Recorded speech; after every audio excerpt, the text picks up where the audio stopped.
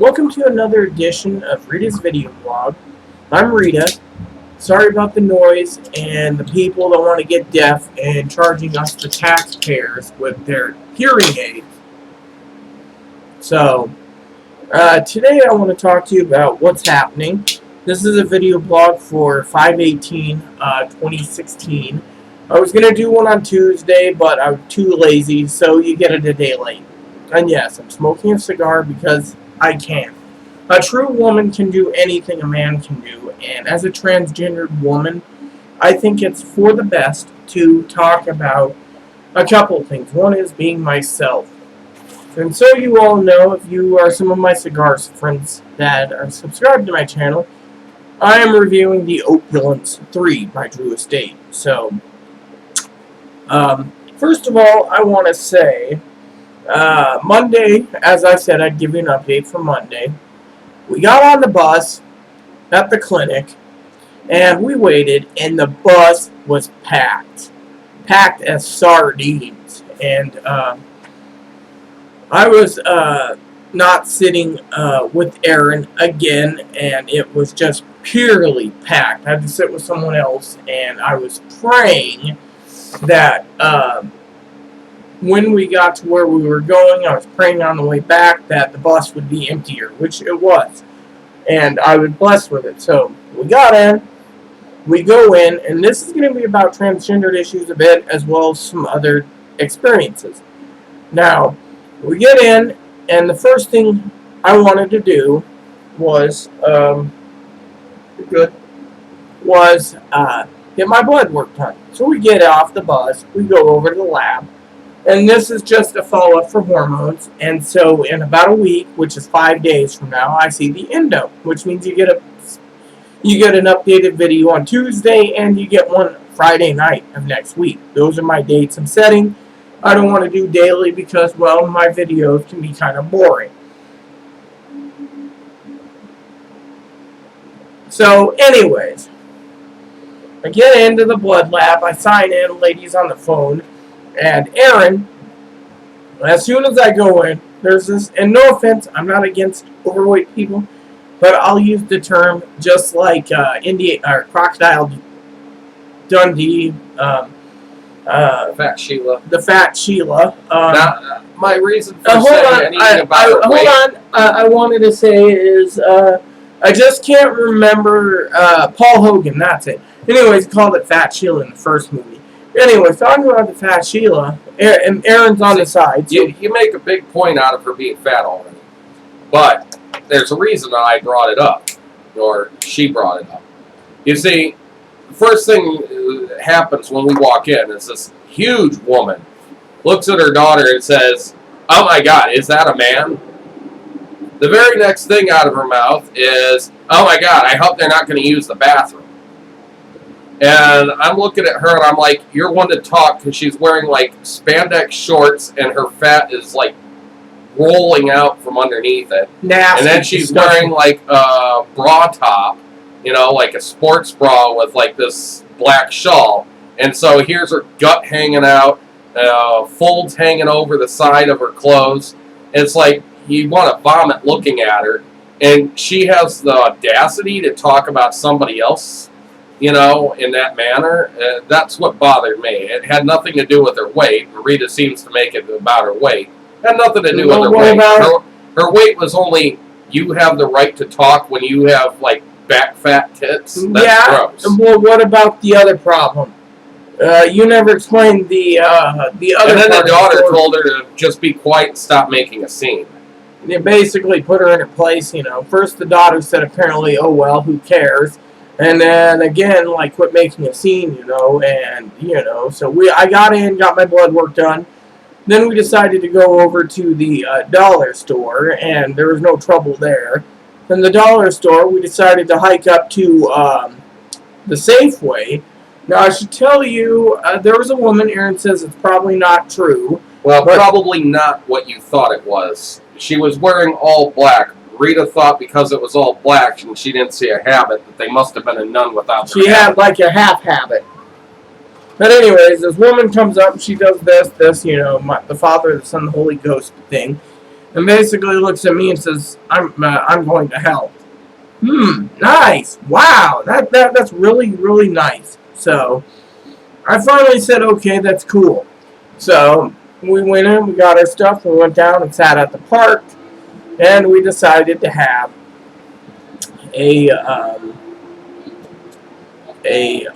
sandwich. My big problem is, how do they know that she just doesn't have some form of deformity and has hirsutism or something? Or heck, just hirsutism alone? Why are they assuming that because there's any facial hair or something like that she's masculine? I mean, there are women out there. My dad dated this girl who had hirsutism, and she could grow a beard within a week that was thicker than mine. I mean, that was just natural for her. She had to shave every bit of her body the day before, well, the morning of, if she was going to a swimming pool or something. And it would grow back within the end of the week. I mean, there are people like that out there. What, you're going to assume that anybody with hirsutism happens to end up being a man? That's just not right either. So you shouldn't be making assumptions on people that you don't know. So anyways, then after we had our sandwich, we went and fired up a pipe, and we got our timing down. We watered Blizzard. I found out there's a bathroom last Friday, not last, this is Wednesday, Friday, 5 days ago I think it is, and lady said, oh, you go past these doors and there's 2 unisex wheelchair accessible bathrooms. I went in there, used it, no trouble.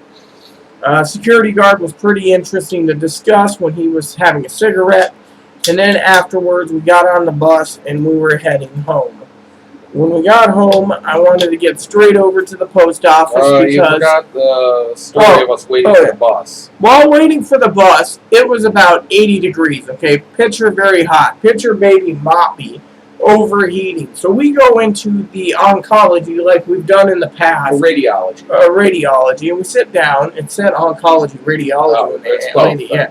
Then we sit there and all of a sudden this lady comes out and looks at us and basically attacks Aaron for having it was the way she approached me. She came straight at me and her body posture was tensed. And she was obviously clearly angry and getting ready to yell. And so I kind of cut it short and just got up and started walking out as soon as she started talking, because the first thing was, you can't have that dog in here. And I said, well, he's a service dog, and according to the Americans with Disabilities Act, I can have him wherever I can go, and if I could sit in here, then he could sit in here. And then she tried to go on about how everybody there was dying and how they have horrible immune systems, and the dog could affect that, and I just basically called her an asshole and walked out. And then she comes out and she says, I'm sorry, I talked to my boss. If you wanted to wait in there, you could wait in there in a seat that's behind me, because we can't turn away a person who's got a service dog. I said, my only concern is if I ever needed your department, or someone like me needed your department, you wouldn't accommodate to them, so you'd essentially say, oh, you got a choice to make. You either come in here with your dog, or you don't. Or you either come in here without your dog, or you don't come in here. And you can't tell a person, basically, we're sorry, we can't treat you because you have a service dog. That is illegal. And I tried to explain that to her, and we kind of ended up forgiving each other. And I apologized to her for the name I called her, and she apologized for her attitude when she first walked up to me.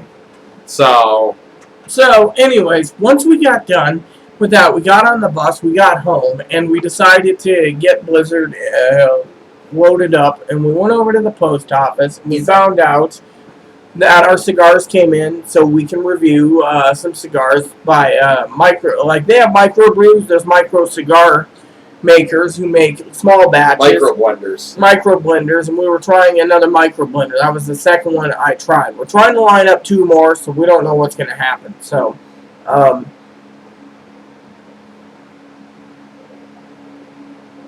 do want to say, for the record, for some of you out there, it seems, and this is just my opinion, I don't want Aaron interrupting, but it seems Postal Service old-fashioned mail letter, old-fashioned letter writing and mailing them off is not getting me anywhere.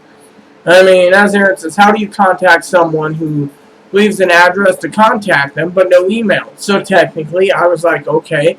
So I sent out a boatload of letters. 5 came in, so I got 33 to go. Anyways, here's another thing that's interesting. I sent out 45 emails yesterday. 45. Only 5 came in, and they're all negative. Yet, and I'm not going into details with anything because it's none of anyone's damn business. Aaron's not going to say it. I think he said it by mistake once. But anyways, I'm looking to have surgery on the face and look more passable. And the problem is the doctors, see, as you all know, the HHS passed a thing saying they can't discriminate, but it's only to say they can't turn down a transgender person for being transgender. However, it doesn't say anything about the codes, and that's where I've been getting a roadblock. The codes are basically stating, you know, the codes are not available because, you know, they can't do the surgery because there's no code. Wait till 2017.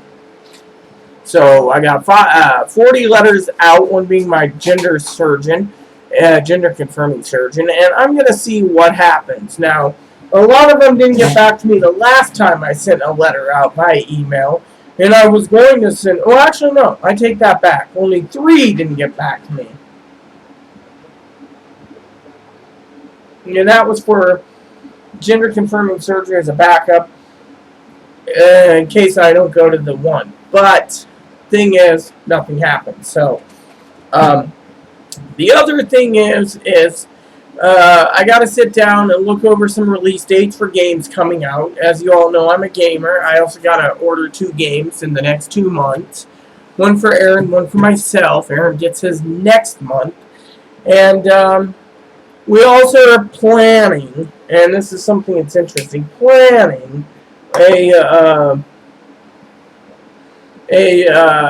3 laptops by the end of the year.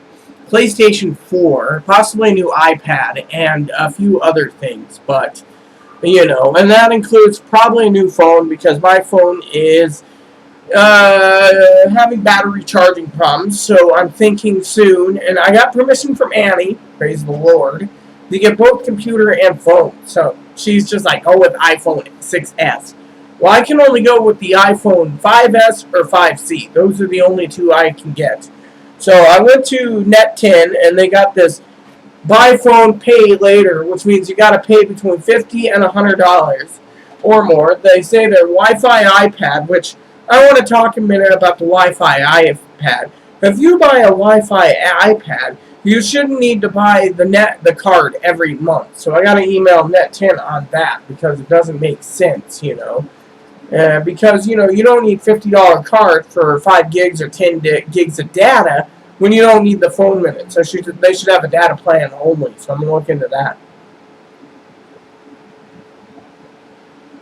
So I'm excited because, you know, this is how I'm running things. And so I got emails that might trickle in. There is emails that are trickling in. I also am working, you know, to get train tickets taken care of for another state. I need to talk to Aaron about a couple things. He might be in charge of the 3 days of food while we're there, 4 days of food in the taxi service. He might be in charge of other things too. It just depends. We have 14 weeks before we go. We got a plan for food on the train, but, you know, this is just early preliminaries, as you all know. So I'm actually excited, and you know, we're gonna take a cooler and take our own food with us. Saves us money. We're not paying $25 for an Amtrak steak. So, anyways, so I just got an email that just came in for YouTube on me and Aaron's joint channel. So they're saying it's uploaded. So. Anyways, all I wanted to say, you know, was it's been a tough time and, you know, trying to get things through. I hope Aaron takes some time tonight to help me out by writing down some notes so I can start level grinding yet again to go kill another boss in Etrian 1. Once I beat the game, I will go to Etrian 2. It's a level grinding game, and I've been meaning to get into it, but, you know, with Aaron around, with him only having one game system at home, his DS, and loaner PSP, which, talking about PSPs for a minute, I got a PSP 3000 I'm purchasing, and probably a DS Lite, which means I can take my Game Boy games with me yet again. So, anyways, so that's probably is where I'm going at the moment. For some of you out there, I will be doing an extra video tomorrow. That will be the 1-month breast augmentation update. And I will let you know how that goes. Please look for it. It'll be a short one. I'll probably try to get a view of just the scar line, which Aaron and I have been putting on moisturizer all the time to reduce the scarring from the incisions. I do want to say, for some of you out there that stayed this long on my video and watching it, I am thinking of talking to the doctor when I see about revisioning these with the same type of implants but going bigger, because right now I don't think these are big enough. But then again, I'm still in the shock period that I actually have them and being more content. So maybe things will change, but everything happens for a reason. So with that said, everyone, thank you for watching this far. Please add and subscribe if you like. Please post comments. Please leave feedback, suggestion. Thank you, and may God bless you in everything you do.